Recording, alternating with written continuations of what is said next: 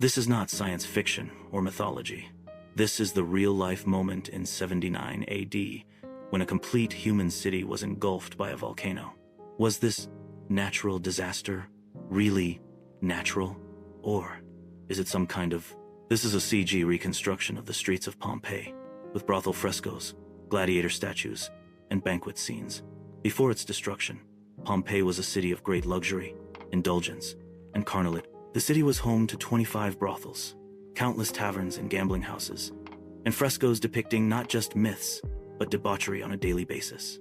Archaeologists found a graffiti in Pompeii that reads, "Hic habitat felicitas," here dwells joy. And on another wall in the corner it reads, "God has turned." On August 24, 79 AD, everything started out ordinary. At 10:00 a.m., the first earthquake. At 11:00 a.m., the volcano began spewing debris and smoke. By mid-afternoon, it was night in Pompeii. By midnight, the entire city was buried in 6-meter-high volcanic ash. In just 24 hours, life, civilization, desire were completely frozen. But strangely enough, ancient Rome did not consider it an active volcano. So a voice arose, "It's not nature, it's punishment." This is an animated 3D restoration of the streets of Pompeii, with its bustling marketplace, theaters, and baths. Before it was covered in ash, Pompeii was a city alive with color, with theaters, baths, art, and an unspeakable nightlife. This was no ordinary Roman city. It was once called the stage of the gods, but what the stage plays out is often a test of the limits of human nature. Among the frescoes unearthed in the city, archaeologists have found a large number of erotic images.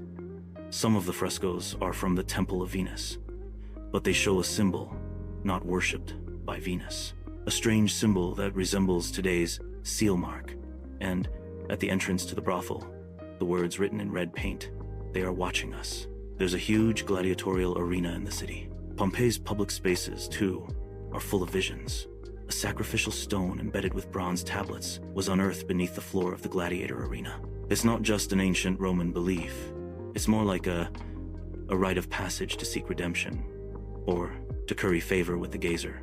Even more strikingly, several of the archaeologists who were present wrote in their reports that several of the remains maintained a tilted head and gazed at the sky, and that their facial expressions. This is a fresco from Pompeii that has been X-ray layered to reveal the underlying motifs. Below the walls of the House of Dionysus, the researchers used infrared light to discover a set of hidden coatings at the bottom of the original image. A circle in the center of a triangle, This is highly similar to the totemic symbols found in Mesoamerican, Two River Valley, and ancient Egyptian sun temples. Only one sentence remains to emerge. Pompeii is not merely seen, it may be chosen. This is a restored view of a pasture on the outskirts of Pompeii, with its beautiful fields and herds of livestock. According to eyewitness accounts from 79 AD, 2 days before the eruption of Vesuvius, there was a flurry of unexplained natural phenomena around Pompeii, but they were not taken seriously by the people of the time. Archaeologists found this description in the Pliny letters.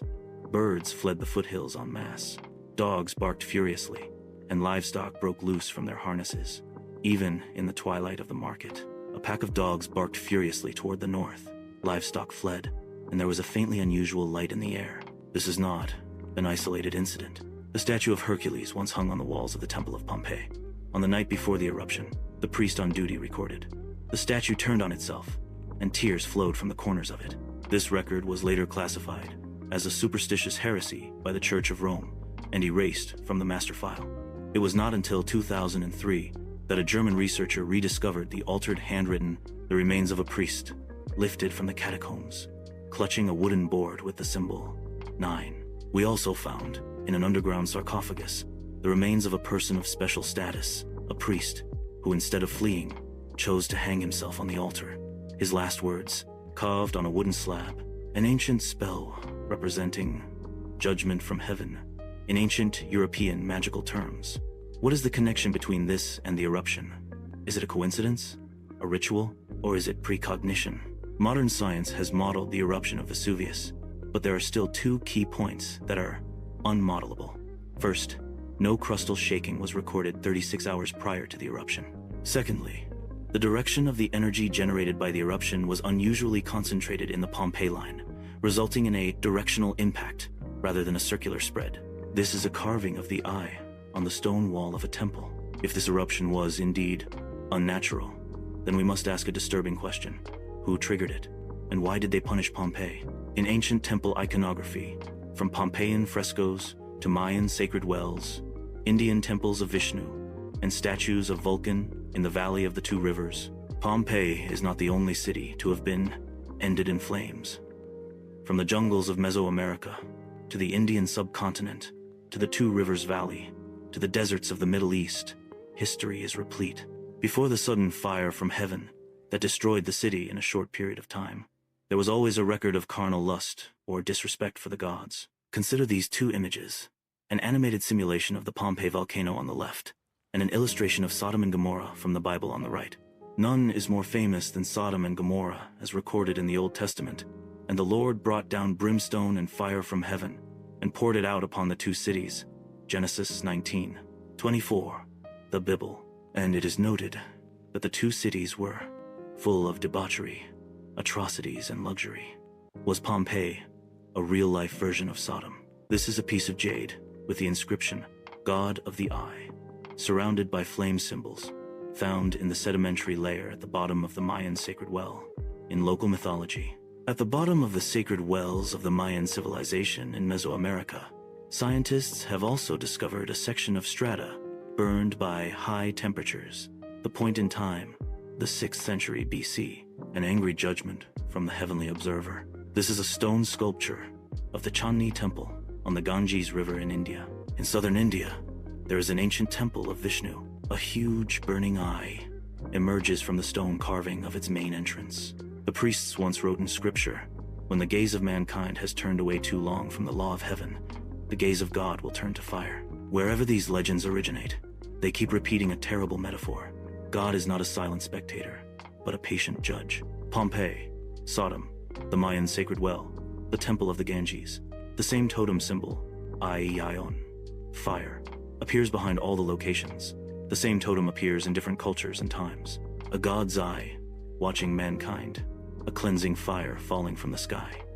Is this still just a coincidence, or is it some sort of cross-civilization message hint? Researchers in white robes carefully carry antiquities at the archaeological site of Pompeii, which is surrounded by restricted access signs. 275 years have passed since the excavation of Pompeii, which was officially launched in 1748. But did you know, until now, more than 3 of the area has been closed and not open for excavation. One of the most sensitive areas is known as the corner section of the 9th sector. Noli revelare quod oculi non debent videre. Do not reveal what the human eye should not see. At the U.S. National Library, researchers pore over the catalog of unpublished items from Pompeii.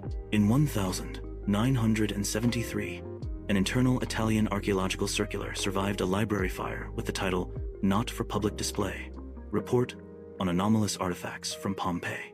A lava-covered but uncarbonized sculpture of a man. A bronze tablet inscribed with the words, Day of No Return, with characters that closely resemble ancient Middle Eastern Jewish texts.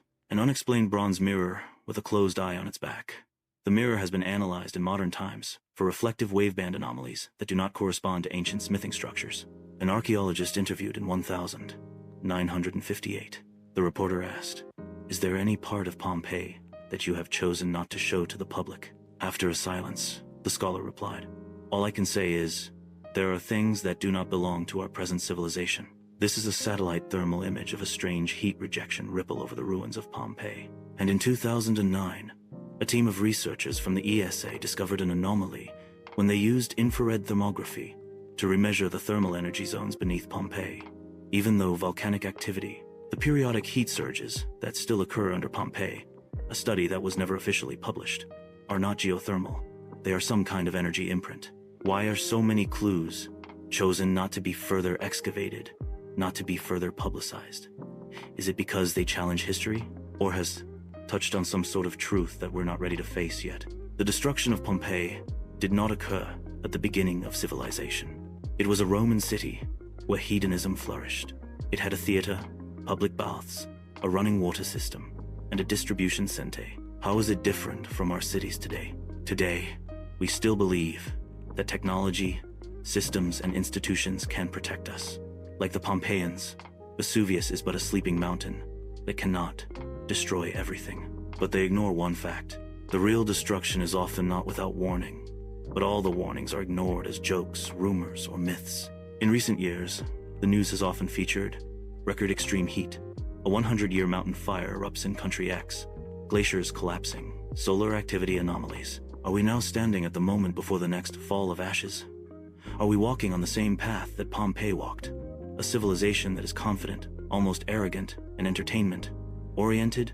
The remains of a mother and child in Pompeii, with the mother shielding her child's head with her arm, were found by archaeologists in the same embracing position they had been in when they died. There was no fleeing, no shouting, just silence, hiding under a stone wall. But death did not bypass them. It's like God's judgment. It doesn't leave out any of the silent witnesses. We should remember Pompeii, not because of how magnificently it disappeared, but because it was like us. The destruction of Pompeii. Does it imply divine punishment? If you've been thinking about it, feel free to leave a comment with your thoughts on Pompeii, or the omens you've witnessed. Like and subscribe to the Mysteries Eyes channel.